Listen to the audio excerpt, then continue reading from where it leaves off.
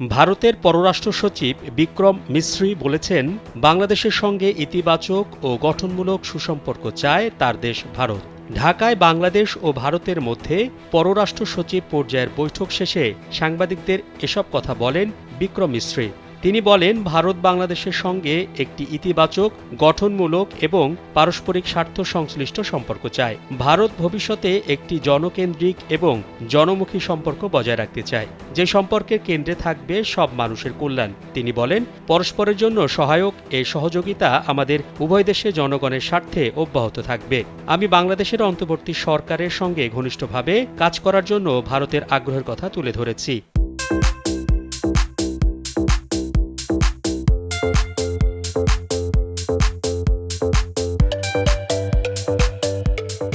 একই সময়ে আমরা কিছু সাম্প্রতিক পরিস্থিতি ও সমস্যা নিয়ে আলোচনা করার সুযোগ পেয়েছি।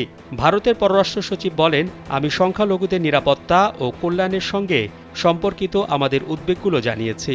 আমরা সাংস্কৃতিক, ধর্মীয় এবং কূটনৈতিক সম্পত্তির উপর হামলার কিছু দুঃখজনক ঘটনা নিয়েও আলোচনা করেছি। শেখ হাসিনার নেতৃত্বাধীন আওয়ামী লীগ সরকারের পতনের পর বাংলাদেশ ভারত সম্পর্কের টানাপোড়েনের মধ্যে ঢাকায় এটিই হচ্ছে দুই দেশের মধ্যে উচ্চ পর্যায়ের কর্মকর্তাদের প্রথম বৈঠক। পররাষ্ট্র মন্ত্রণালয় সূত্রে জানা গেছে, বৈঠকে উভয় পক্ষ রাজনৈতিক দূরত্ব কমানোর বিষয়ে জোর দিয়েছেন। ঢাকার পক্ষ থেকে ভারতে বসে শেখ হাসিনার রাজনৈতিক সক্রিয়তা বন্ধ, ভারতীয় গণমাধ্যমে বাংলাদেশ বিরোধী অপপ্রচার ও ভিসার জট খোলার বিষয়ে আলোচনা হয়েছে।